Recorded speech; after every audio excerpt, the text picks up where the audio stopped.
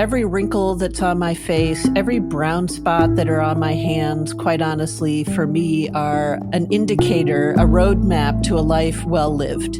I don't think there's any reason to sell women on this idea that we need to always look another age than we are. We are where we are, and aren't we lucky?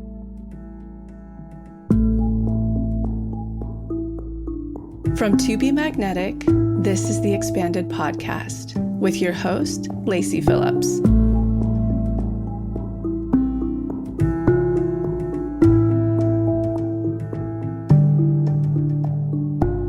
As the leading destination for neural manifestation, we dispel the woo-woo in order to help you create real, tangible results based on neuroplasticity, psychology, epigenetics, and energetics. Our goal is to normalize the practice of manifestation and empower you to get into the driver's seat of your life in order to manifest the experiences, relationships, and things that most align with your authenticity. Part of our manifestation process entails expanding past your limiting subconscious beliefs. Therefore, by tuning into this podcast with interviews from experts, thought leaders, spiritual teachers, scientists, and those with neural manifestation success stories, you're starting the process of expanding your subconscious in order to see to believe that anything you desire is possible. And by pressing play, the process begins.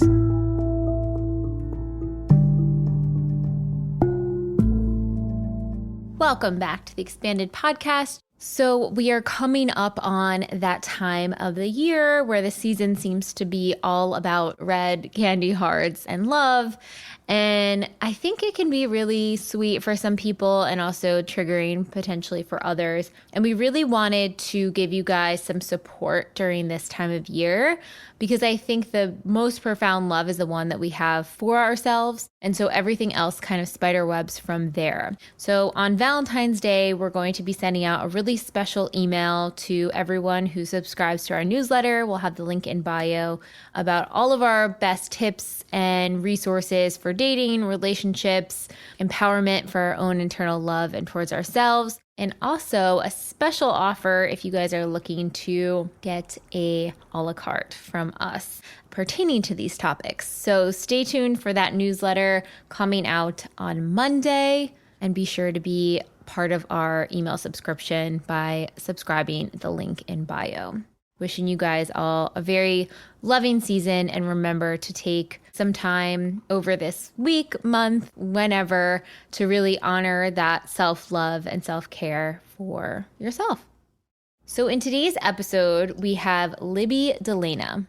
Libby has made walking her daily habit that has accumulated her walking over 25,000 miles.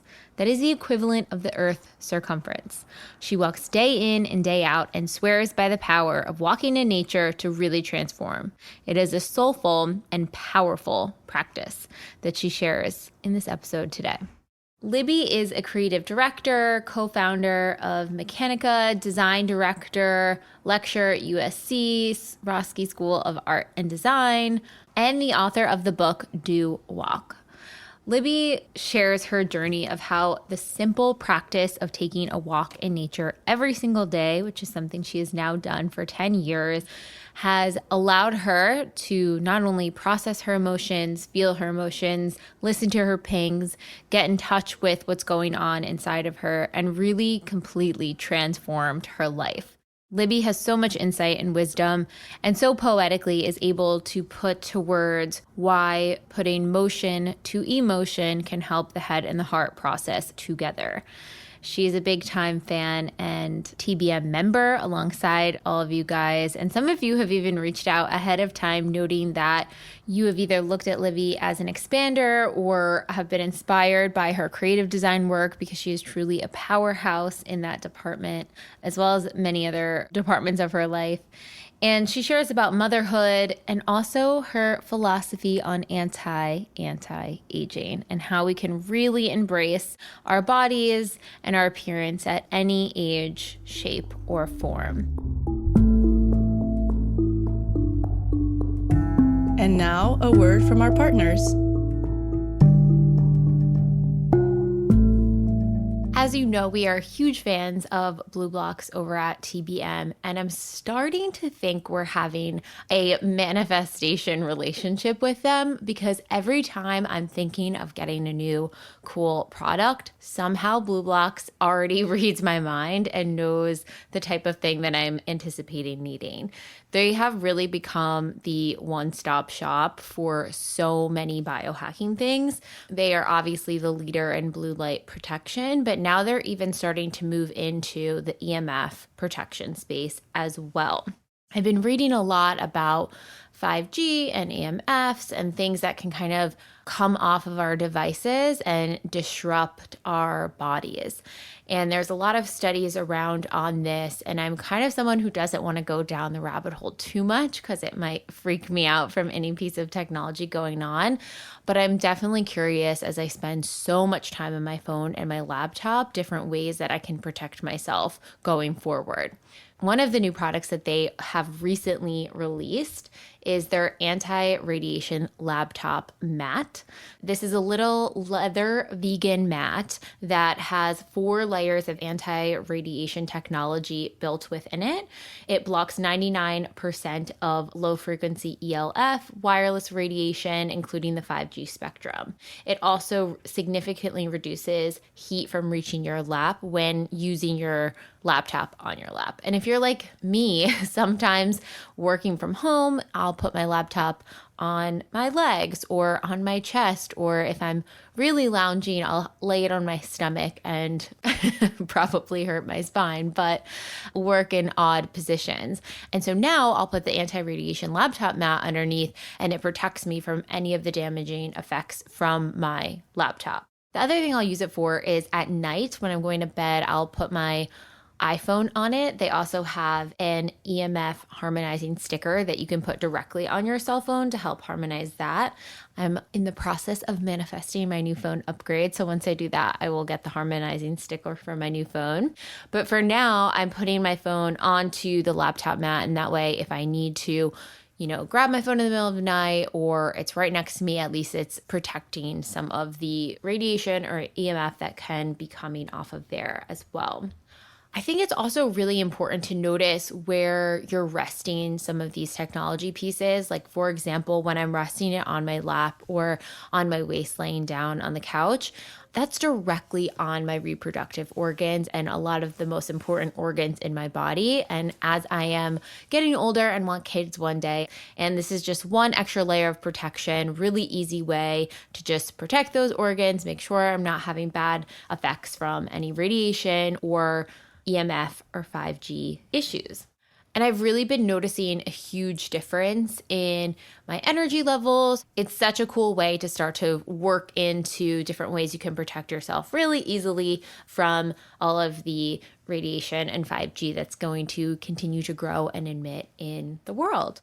Like I said, they also have the EMF harmonizing sticker, which you can stick on your phone, and it will help neutralize the EMF and radiation coming off of your phone when using it, which is definitely something that will be helpful. And they also release anti-radiation air tubes, which is the headphones. So if you'd like to learn more about the science behind this or any of their products, make sure to go to blueblocks.com/pages/magnetic and use code magnetic, all caps, MAGNETIC for 15% off. Again, that's magnetic, MAGNETIC, all caps, for 15% off your order. Enjoy. So I know you've heard Lacey share on here about her love for Beekeepers Natural, especially their bee-powered superfood honey, and I've shared about my love and obsession with their Propolis throat spray. But today I wanted to share 2 other items that they have that I am using a lot of lately. One is their Be Better cough syrup. So it's becoming spring. The flowers are pollinating, it's gorgeous out, but my allergies are starting to kick in. Especially since moving to Los Angeles, I've noticed a really large uptick in allergies. So whenever I feel my throat get scratchy or my nose start getting runny, I'll lean over to the Be Better cough syrup to kind of assuage any of those inflammations that are coming up. I'll use the propolis throat spray on a daily basis for immune boosting, but if I'm needing kind of an extra kick, this is the best supplement to turn to. It has all of your immune boosting properties that you would look for. So it has unpasteurized buckwheat honey, which is really helping soothe like any inflammation, allergy. It's the perfect thing for sore throat. It has elderberry fruit extract, the bee propolis, which of course is an all-time favorite, which is the bee's medicine. It has chaga mushroom extract, grapeseed extract, olive leaf extract. So all of these extracts are really huge boosters, and I love seeing them all in one product, which is so rare to find. The second thing that I've been loving a ton lately is their Be Smart Brain Fuel. So if you're someone that occasionally, wakes up with some brain fog, you didn't get enough sleep the night before, it's just one of those days where it feels like your brain is not working at full capacity, and no matter the cups of coffee, it is not coming back online, the Be Smart Brain Fuel is your go-to. This has royal jelly, which really helps support your energy levels, hormone stabilization, and helps impact the brain. And it has 2 fatty acids inside of it that really help the promotion of BDNF, which helps create new neurons in the brain. So it's obvious why this would be great if you're having brain fog or difficulty with cognition for the day. It's also really great for reprogramming. If you're looking to deepen your manifestation practice even more so and really carve out those new neural pathways, this will actually help promote the ability to create new neurons. I'm telling you, it comes in different vials. Even just a half a vial or even a third of a vial, I notice a massive shift in my cognition with no caffeine crash, no energy crash. I'm not jittery. It's just complete clarity. And I'll use these actually on days where I'm recording podcasts, so my brain is working at its optimal capacity. Again, that's the Be Smart Brain Fuel. So if you're looking to try out any of these other products, or maybe one of the ones we've mentioned before, you can go ahead and use the code TBM, all caps, for 15% off on the Beekeepers Natural website. And without further ado, here is Libby.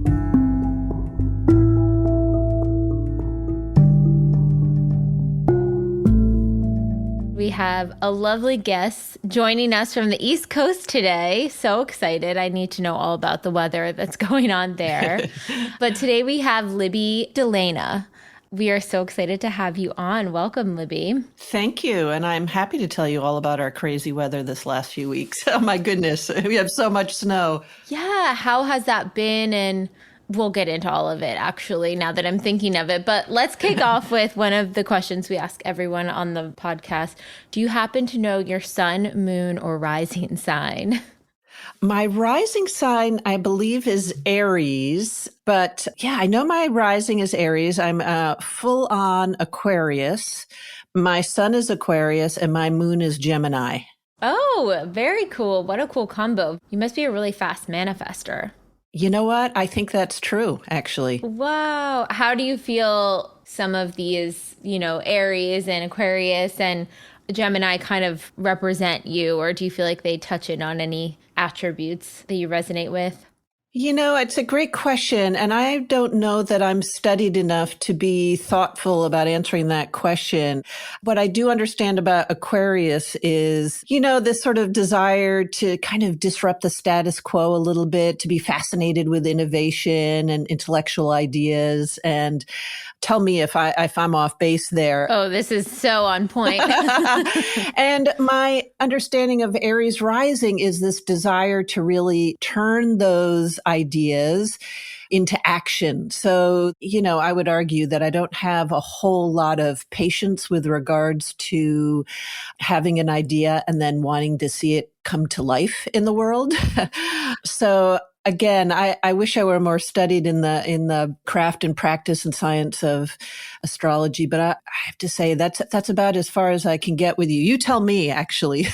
Well, I'm still learning too. Lacey is way more expertised in that section, but as I'm learning more, and especially I think I learn best with astrology when I witness other people who are certain signs and start to see their traits present. So Like our marketing director, Grace, is Aries, and she's very, as soon as an idea comes, she's like, let's get it in motion, send the outreach, take the action. Things just move very quickly. She's not overthinking things a lot. But then Lacey's an Aquarius sun. And so learning about Aquarius, exactly what you said, is sort of the bigger picture idea. They're very tapped into more than just what's right in front of them, extremely creative. You think of the age of Aquarius, it's like ushering into a new way of thought and being and all of that. And I think Gemini has the duality in it. I know that, but I think they're also very quick in their action, response, movement, that sort of thing as well. Yeah, what I understand about this sort of moon in Gemini is this kind of really true fascination with data and stories and understanding sort of the details of everybody's life. When I meet somebody new, it's like this whole new universe is revealed. Each individual is an entirely new universe. And the real fun is collecting the data and understanding the story. So it's a nice component because it makes people really fascinating, or it makes me believe people are very fascinating. Which they are. Yes, I love that. And I think, we always have this astrology question on, and it's interesting to see how people resonate or don't resonate. And I think it's just really nice to feel seen. When there's certain categories and pieces of it, you're like, wow, that really makes me feel seen in who I am authentically, which is what it's all about. Yeah, well said. So tell us what your cultural background and upbringing. Yeah. So I was raised in New England in a teeny state of Connecticut, a small family in a very classic house with two parents and a brother and a cat and lots of books around us. It was a wonderfully intellectual upbringing and surrounded by people who valued words and literature. And my mom was a teacher, my dad an attorney. So the spoken word, the written word, the beautiful choice of language in a poem were things that were really, really wonderfully valued as a beautiful craft and an essential way of communicating.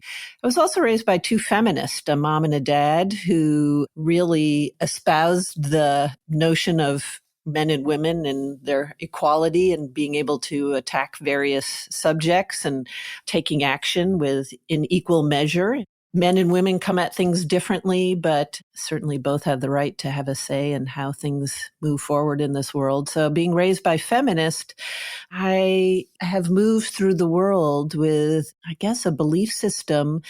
I truly felt as if nothing was out of bounds for me. I could look at anything as an arena to play in, as a place to discover or look into. I think by virtue of that, in the late 80s, I was on 3 varsity sports, which at the time for girls was kind of an unusual thing. So I was sort of the athlete. And again, it was just after Title IX. So women in sports and women with muscles weren't quite things that the culture really valued or accepted. And I think it was that feminist upbringing that said, if that's what you love to do, then go do it. And that is followed me through my life. I then went on to enter the advertising space. I'm a creative director, an art director by trade, designer.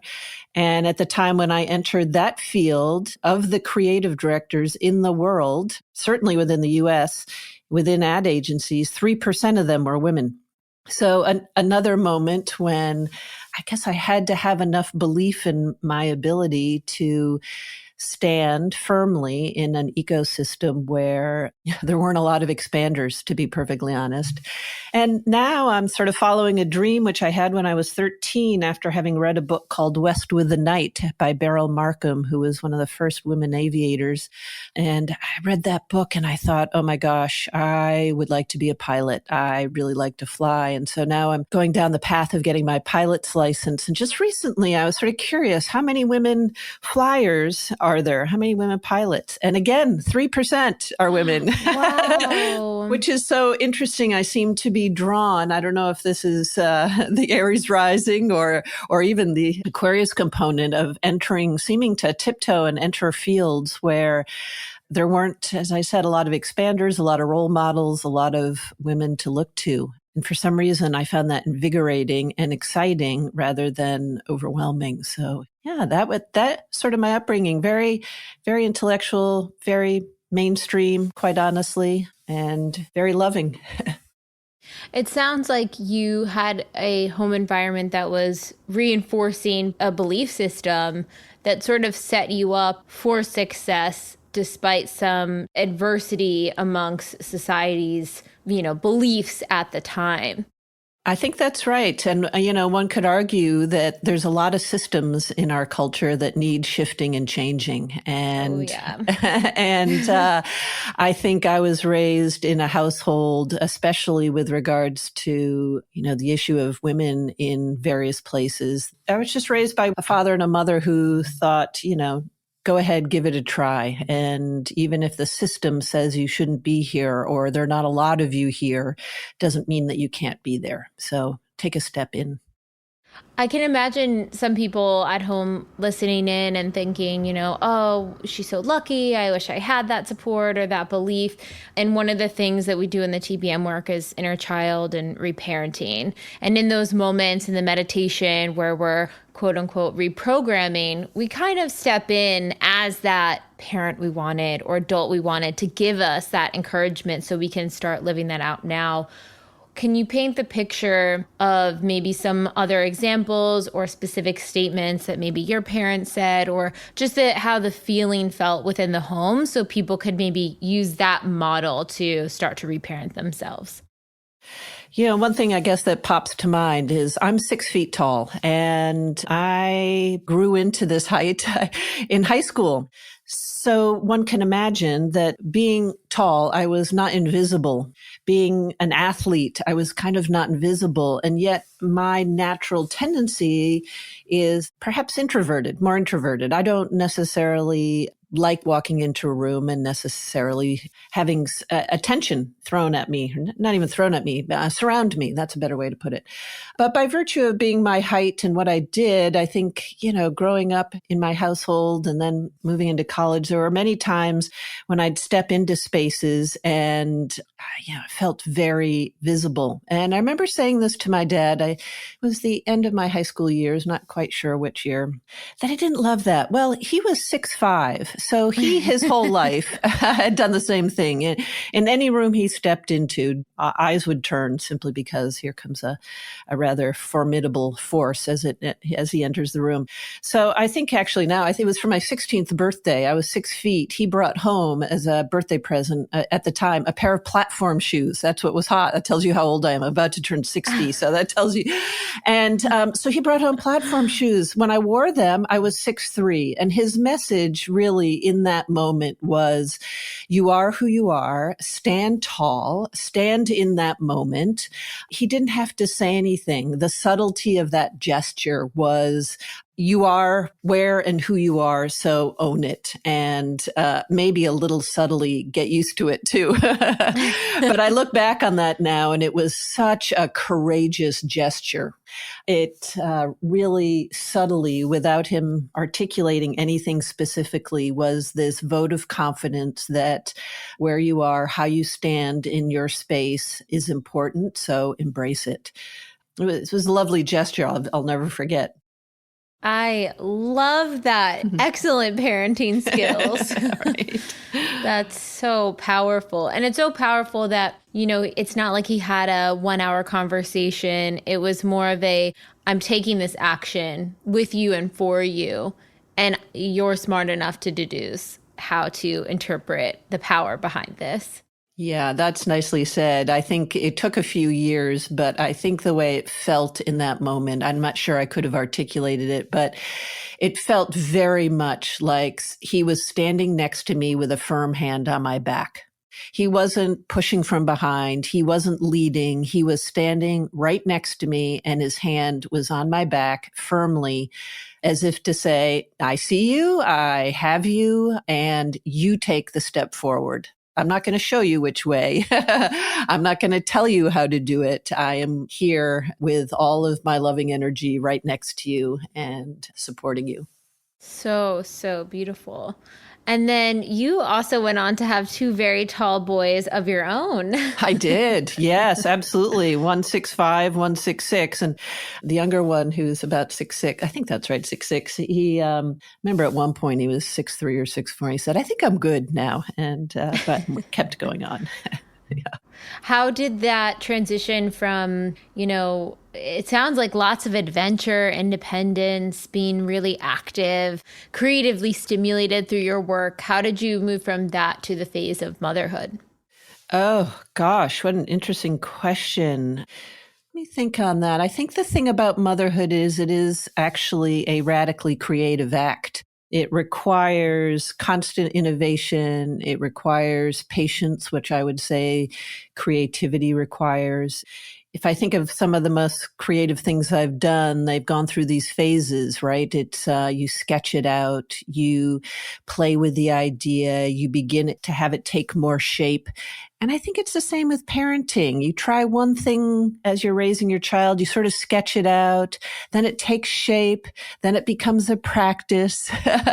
So I think they're very linked with maybe the headline of both requirement is both require an endless stream of patience and actually, I would say, self-care and non-judgment, that every time you show up to creatively express yourself or act in a parenting role, you're doing the best you can in every situation. So to take that first step without judgment, I think are the similar acts that are required in both.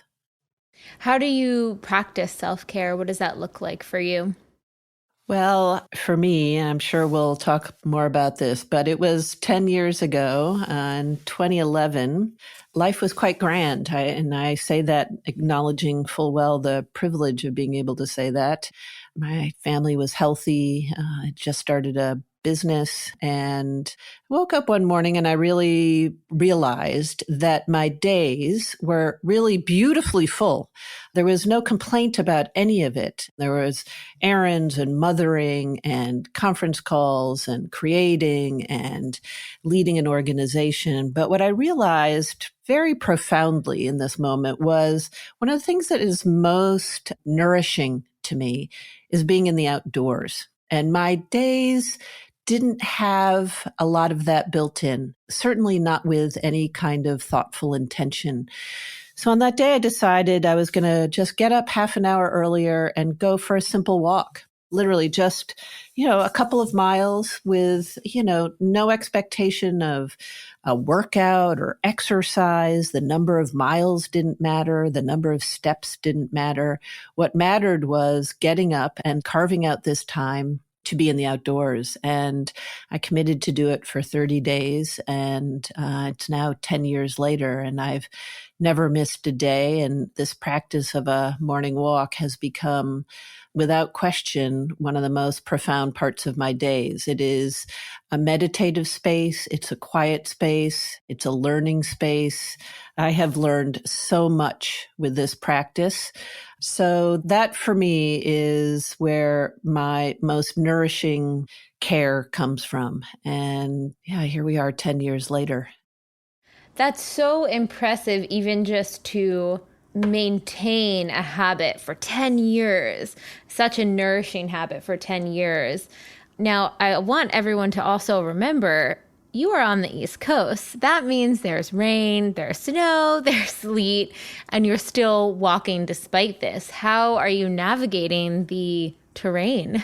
Yeah, it is a really fair question because when we first got on, we were talking about the weather. So it snowed 2 feet here last weekend. And today it's rather icy. We have an ice storm coming. Last week it was well below zero with the wind chill. And I don't say that to emphasize any kind of heroic gesture on my part. I've just committed to myself. And I know that even when it's hard, and maybe sometimes even especially when it's hard, I always learn something on a walk, and things are always better after a walk. So how do I do it? Quite honestly, I fine-tuned my little gear and my kit to make sure that I'm safe and warm and cozy. And, there are some days, as I mentioned, the number of steps or the mileage really doesn't matter. There have been days, obviously in 10 years, I've been sick sometimes. It has been just gnarly weather. So sometimes it looks like a mile walk, and that takes 10, 15 minutes. And that's that. And there's no judgment that I didn't go my usual. I tend to go about 8 miles. But, if it's super rainy and cold and miserable and it feels threatening, then I don't do that. And it is really also a practice in listening to my body and listening to what feels safe and appropriate. One of my really favorite phrases right now is by a man named Dean Karnassus. He's an ultramarathon runner. I just came across his quote, which is, make sure you don't mistake comfort for happiness. And I think for me, in some of those really uncomfortable walks, so, the rain coming in my raincoat, down the back of my coat, into my boots, sure, it's uncomfortable, but I will say there's something that feels rather heroic that I've made this effort on my behalf. Being out in all sorts of weather is really exciting. There's a lot to be seen. Honestly, snowstorms have a beautiful sound and a beautiful fragrance to them. It's often on those days when it's really, truly miserable that the sort of deepest, most heartfelt lessons come to the surface. And I will also say there are definitely mornings when I put my feet over the edge of the bed and I think, not today. Today, you get to rest today. You've done it for 10 years. And we all know that little voice. That little voice is seductive, and she's very convincing. And I have to say, I've really come to learn that on those days when she shows up and she says, oh, you've got jet lag, or you're feeling a little under the weather, take care of yourself. That for me, taking care of myself means getting outside, going for a walk. So it's a good question. The weather is something to be respected, and Mama Nature throws all sorts of things at you. And so I just respect her and take necessary precautions so that I can go out safely. I love that the voice that comes up in your mind, who might be trying to encourage you to rest more or not go that day. A lot of times that voice comes up, I resonate it to like exercise. I'm like, oh, I don't need to push myself so hard. But the beauty of the walk is that it is so gentle. It doesn't have to be a marathon that you actually might have needed rest from that day. And I love how you said, if it's one of those days, then you go out for 10 minutes and come back. It's amazing even what a walk down the end of the driveway, around the block, whatever environment you live in does for you. I mean, I actually think walking is an act of radical self-care, to be perfectly honest. It's like a massage. To your point, it is a gentle act on our body. And if we are fortunate to be able-bodied, and I don't take that for granted one bit, walking is what makes us human. So walking to me is so nourishing. And I just have to remember that on those days when she tries to convince me to stay put. The best thing I can do is actually go for a walk. I guess I have this little mantra, which is the more we move, the more we are moved.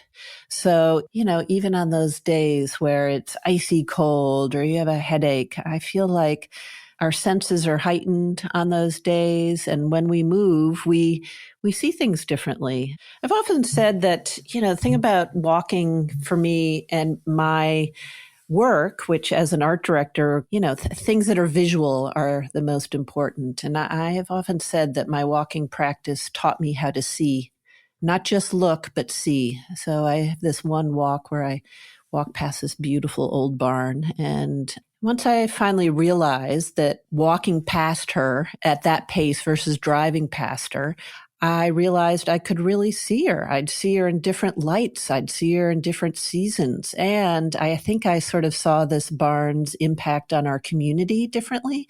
It's a barn that cared for and housed all of the dairy cows in our community for a long time. And so to be able to walk past and not just drive past and say, oh yeah, there's the barn, the red barn out of the corner of my eye, to really see the impact of that one structure. And that holds true for many things. So I think the thing about walking is that you are moving at a pace that is natural. And so therefore you see the natural energy of things more abundantly. It is the pace at which we're all supposed to be moving. I feel like I see more. Beauty is more resonant. And again, I think I learned how to really see, not just look, through the practice of walking.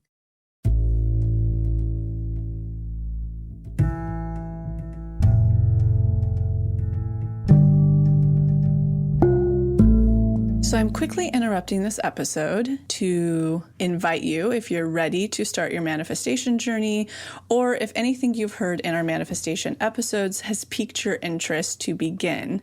We have a la carte workshops in everything from the basics bundle, which is what we recommend to everyone who starts. It's the formula that actually teaches you how to manifest, unblocked inner child, and unblocked shadow. We also have a la carte workshops on love and money. But the real gem is the Pathway membership because it encompasses every single workshop we have. It's a year-long membership with full access to the few a la carte offerings we have and exclusive workshops not available anywhere else, such as the daily practice, which is what everybody in the Pathway uses, hopefully at least 3 times a week to daily, in order to truly create the new neural pathways that one needs in order to manifest, and houses the library of our deep imaginings, which is our unique hypnosis process that allows you to get into your subconscious and overwrite those old neural pathways, creating the new ones.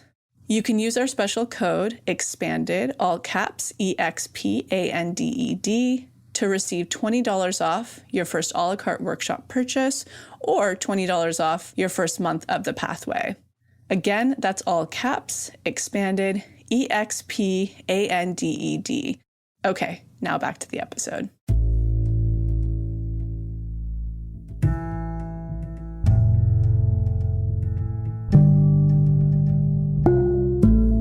That is so fascinating. I never really thought of that before, this idea that it is the pace at which we are most harmonious to be interacting with nature. Because I was like, oh, I have certain memories from my hometown of driving past them and seeing them in snow and in fall and all of those things, but driving.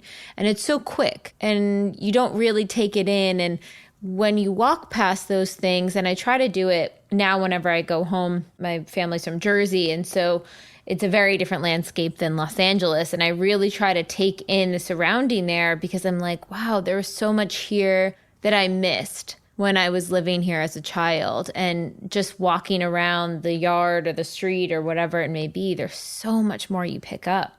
Right. Well, walking in many ways can be a really mindful practice. Thich Nhat Hanh would say that it's actually how we come to understand the world is through the mindful walking. It can be a meditative practice. I mean, think about the natural rhythm of your steps often match the pace at which you breathe in and breathe out. Inhale, exhale is often matched with, call it 1-2 steps in, 1-2 steps out. It's like a natural metronome. And so, there's a lot about walking that is very grounded in the natural world. And to your point, the ability to move through the world, through the places that you walk at that pace gives your heart, your mind, your spirit, your eyes, the ability, the time, the space to actually truly see things.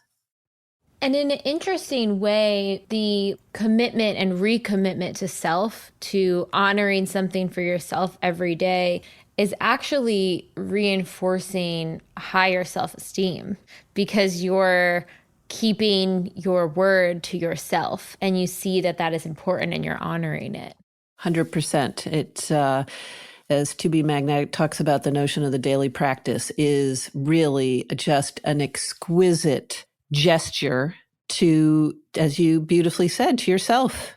When I started, I decided to take a picture every single day. And And I happened to post it on Instagram because it was sort of when Instagram was getting going 10 years ago. And it was for nobody other than myself. That was my visual journal. And to your point, it was an accountability tool. I got a month in and I thought, I'm not going to break my streak now, right?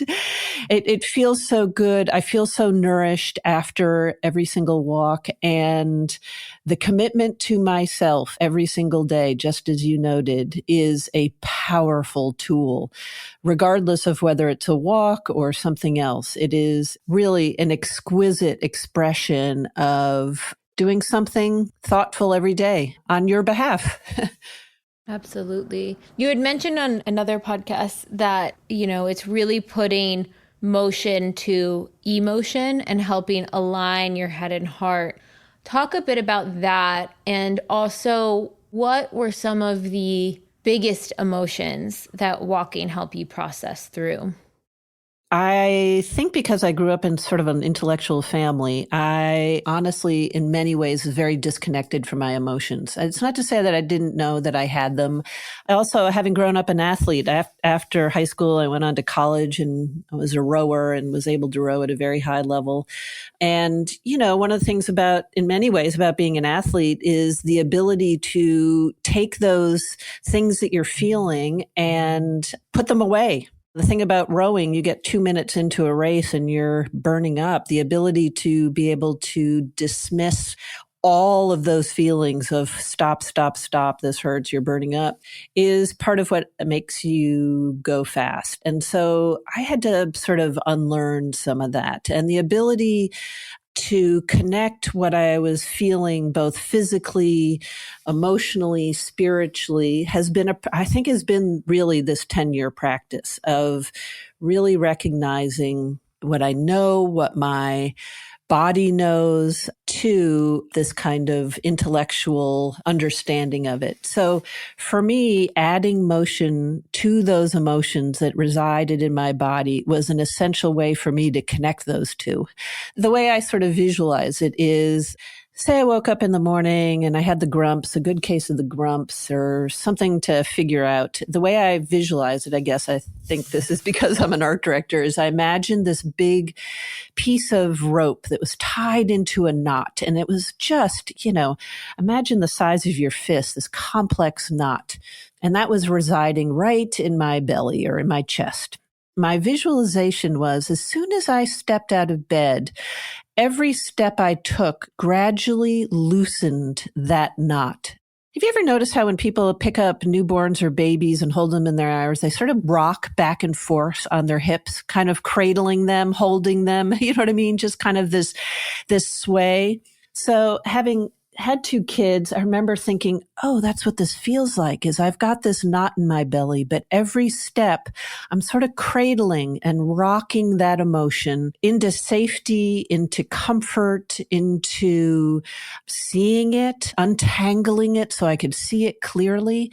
And truly, it's taken me 10 years to get to a place where I think I really acknowledge what my body's telling me, because I spent an awful lot of time not paying attention to that. And then you asked, what is the sort of biggest thing? And without getting into too many details, about 2 years ago, I was at work and I got some very personal, intimate, crushing news. And I thought to myself, it was just as I was leaving work, it was about 5:00. Talk about rock bottom. It's the kind of news that brings one to their knees, brought me to my knees. And I got home and I thought, well, I very easily could get in the shower and curl up into my bed and pull my cozy blanket over my head and honestly, somehow get through the evening. And as soon as I got home, I knew exactly what I needed to do. At this point, I had been walking for 8 years of my life. And I put on my walking shoes and I just essentially took that knot that was in my chest, in my heart. And I thought, okay, let's go. Oh, makes me choked up thinking about it. And I decided, let's go on a walk. My walk is my best friend. What I thought I was going to do is go for an hour or two walk and come on home. And as it turned out, I did my usual loop, which is about 4 miles. And I thought after every loop, I'm just going to go and sort of stand on my front step and just pause for a minute and check in, do a little body scan, check in. After every single loop, what I realized was I needed to keep walking. So I don't mean this to be dramatic. It's actually was wonderful, to be perfectly honest. I walked literally all night. I came back at about 7 a.m, took a shower and went down to work.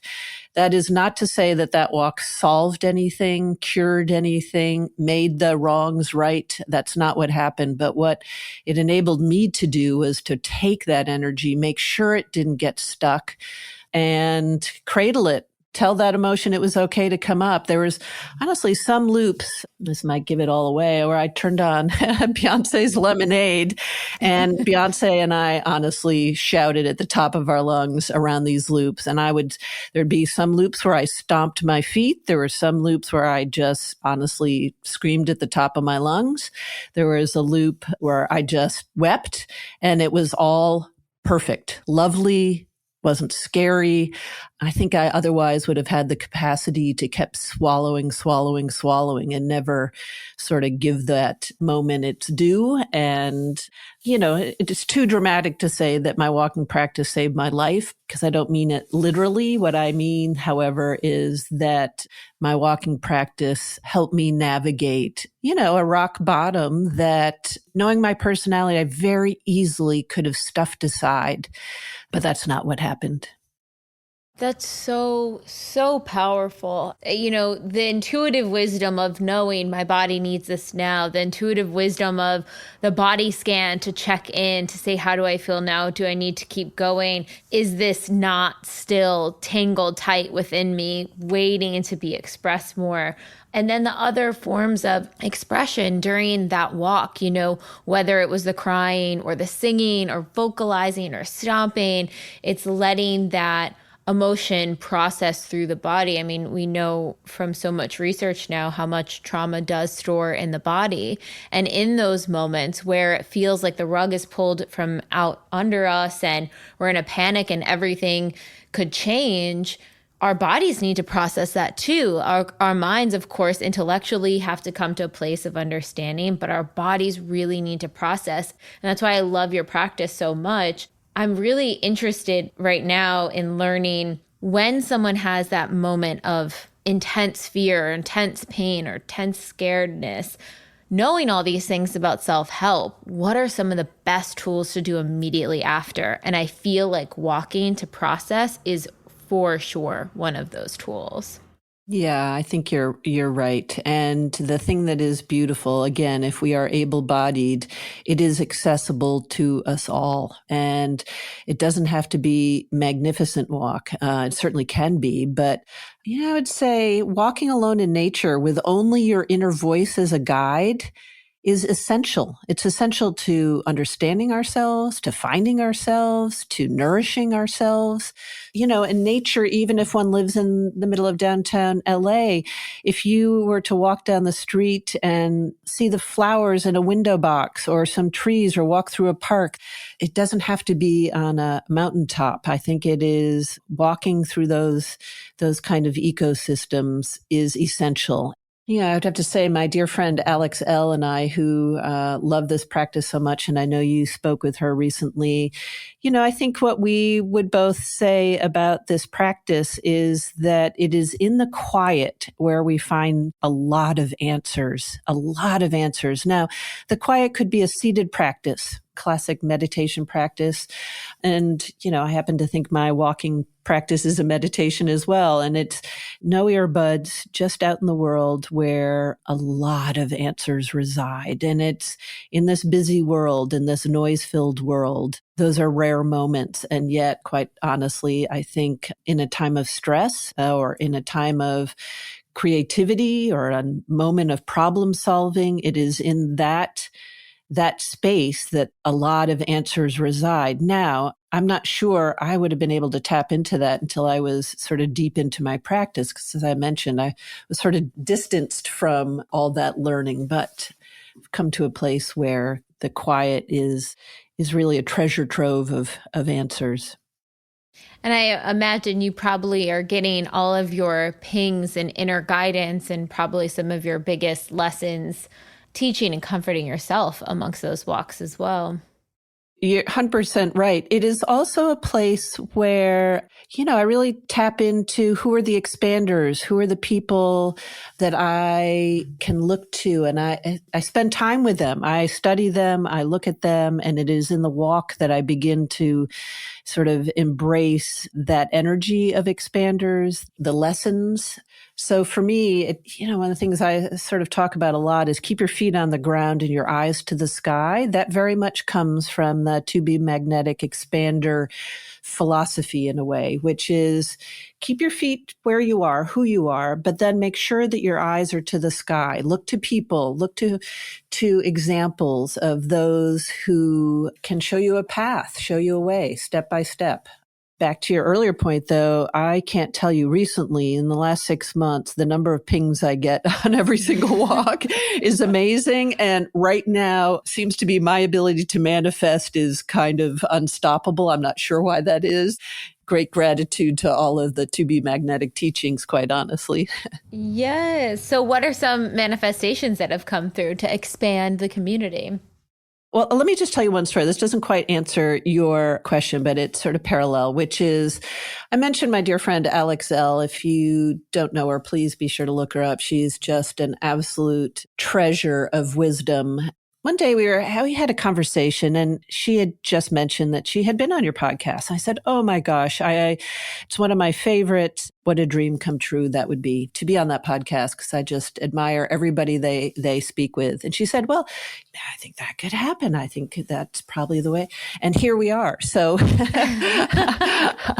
as example number one. She was your expander. Oh. She was on it. She was your expander. And then she was also kind of like a vision holder because she made the introduction and showed us what was possible to connect to. That's right. And in fact, one funny thing was she said, well, here's the thing. Let me be your vision holder and I'll make an introduction. My first reaction, interesting, was, oh, no. If the universe wants that to happen, the universe will make it happen. And it was literally the next day I was out on a walk and I thought, Lib, you're being crazy. That was the universe making it happen.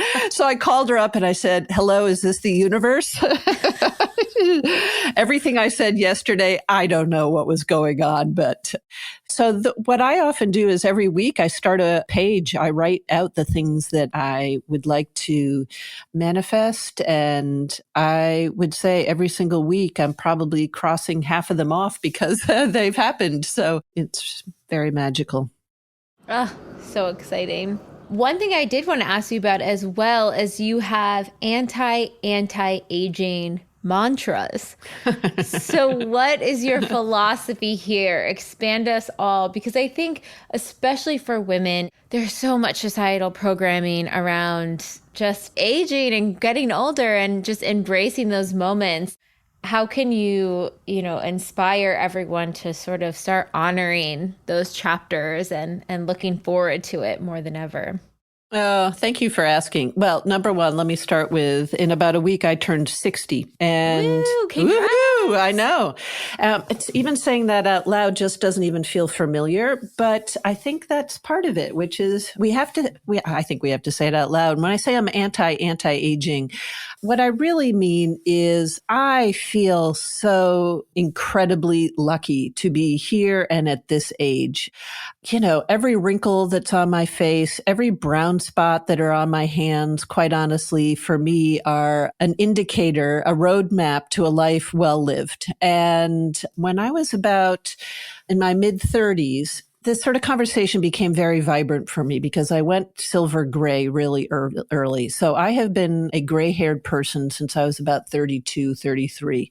And when I say gray, I don't mean just sort of salt and pepper. I mean like sparkly gray. Your hair is stunning, by the way. Aren't you nice? Well, there was one day I was walking down the street and this little girl stopped and she looked up to me and she said, your hair is magic. It's like, she said, it has magic in it. And I hadn't been considering dyeing my hair. It's sort of not who I am. There's absolutely nothing wrong with it. Everybody should live their lives as they feel most full. But for me, that wasn't the path I was going to go down. So number one, I was introduced to the notion of visually aging very early. This little girl saying your hair has magic in it was pretty wonderful. And quite honestly, at some point I came across two pictures, one of Jane Goodall and actually one of Lauren Hutton. And one could say, well, Lauren Hutton is absolutely stunning. And this picture of her is, of course, as stunning as can be. And she is full gray hair, full of these beautiful wrinkles. And I have it taped up next to my desk. It's right here next to my desk, as is a picture of Jane Goodall. They are my expanders for aging. I don't think there's any reason to sell women on this idea that we need to always look another age than we are. We are where we are, and aren't we lucky? I might even say, aren't we fucking lucky? I feel that way really profoundly. And so I don't have anything to hide. I think it's a little in parallel to my dad handing me my platform shoes, white platform shoes, is here I am, stand in it. And, I can't pretend to be anything else other than a 60-year-old at this point. So that's where I am, and proudly, happily, very happily. That is so, you are so my expander in that, because that energy and that feeling of appreciation and confidence and acceptance and vibrance for life too, that is how I want to view myself at every age, so it's so beautiful to hear you speak to that with such truth and authenticity. The other thing I think I try and do are all the things that maybe culture, again, the systems say we're not supposed to be able to do. So one thing I can just end on here is I've been doing this cold plunging, sort of Wim Hof cold exposure. And I do it with a group of women of all ages, literally from probably mid-20s up to mid-60s. And, here's the thing. We just came out of the water moments ago. The water's 42 degrees. We were in there for about 10 minutes. We just come out of the water with such vibrancy, such joy, such excitement. We've all done it together as a community, so we feel very connected and trusting of one another. But back to what we were saying earlier, it doesn't really matter how old we are. I'm certainly one of the older members of the group. I like to say courage is an inside job, and we host that at any age. And so even if we're doing things that culture says, well, 60-year-olds aren't supposed to be able to do that, to be doing them in community and doing it regularly, well, it's life affirming. It says that age is just a construct. It is not a limitation. And one could argue, think about how many cultures where the elders of the community are the wisdom keepers. So I feel honored to be tiptoeing into that space. So where can everyone find you? Obviously, you have to check out and buy her book, Do Walk, which details a lot more of your journey with walking and tips on walking and all of that. And share your Instagram and the new project you have with Alex L. as well. Thank you so much. So my Instagram is Park Here, as in park your car here. My middle name is Park. I started 10 years ago. I didn't know what else to do, so it's Park Here.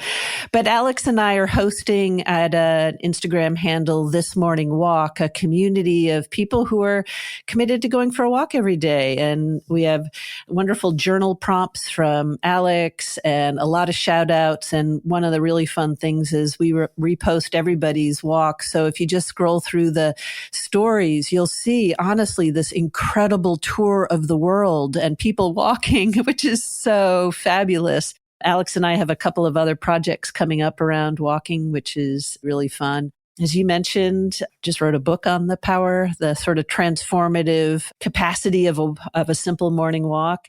Yeah, so Park Here, Instagram, This Morning Walk, and also my website, This Morning Walk. There's quite a few thises and that's there. Some resources that are really helpful.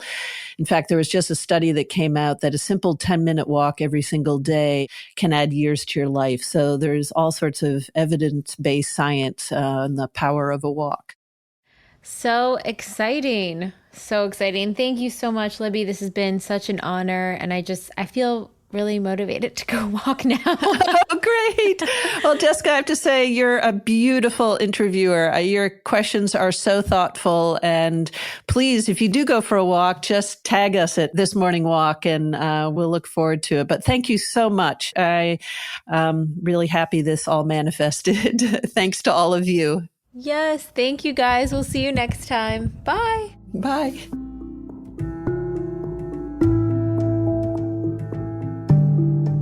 Thank you so much for tuning into the episode, and I hope you enjoyed it as much as I did, we did. And in case you're not totally ready to join the pathway yet, I wanted to share a few of our free offerings that I'll often suggest to people as a little bit of a blueprint to get them started on their manifestation journey. The first place I like to direct people completely for free is the motivation. You can see it linked below or on our homepage as our testimony library. And it's categorized by different subjects, whether you're calling in career, money, love, wellness, and much more. When you're reading about a member's experience of what they manifested, you're actually seeing to believe and showing your subconscious that that very thing is possible for you. The second place I like to direct people is to the free clarity exercise, which is also linked below. In it, you get to try our own unique hypnosis process, learn about the science, and some journaling prompts. And the best part about this, you'll get a tiny taste of what it's like to go into your hypnotic state, bring your subconscious forward, and create new neural pathways while receiving clarity. And the third thing, if you haven't listened to it on this podcast yet, please go back to the episode titled Manifestation 101, where you'll learn the basics of neural manifestation to truly understand this process. So go ahead and check out those free resources, the motivation, the free clarity exercise, and the episode Manifestation 101, all linked below. And in an effort to make sure to have representation in this process series, go ahead and submit any process testimonials you have, especially to our LGBTQ+ community, our BIPOC, as well as the Ys, which is anyone in the community who is 45 and over. All right, we'll be back next week.